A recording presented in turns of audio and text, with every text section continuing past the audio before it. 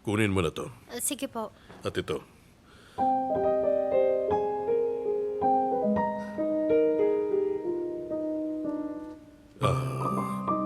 Siguro nasa notes mo to. Idagdag mo ang 6th article. Opo. Pakidala ang logistics reports ng dating kumpanya. Mr. Alehan, di ko pa po tapos. Di ba sinabi kong tapusin mo na yun ngayon? Oo nga po, pero sabi niyo mas mahalaga yung sa India, kaya yun na muna ang inuna ko. Sa tingin mo, kailangan pa ba natin ng assistant para may assistant ng assistant, ha? Kaya mo bang tapusin ang trabaho mo? Don't worry, Mr. Alehan, tatapusin ko ngayon. The day is almost over, Zainab. Hating gabi pa ang tapos ng araw, Mr. Alehan. Sige.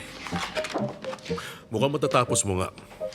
Eto, pwede ka nang lumabas.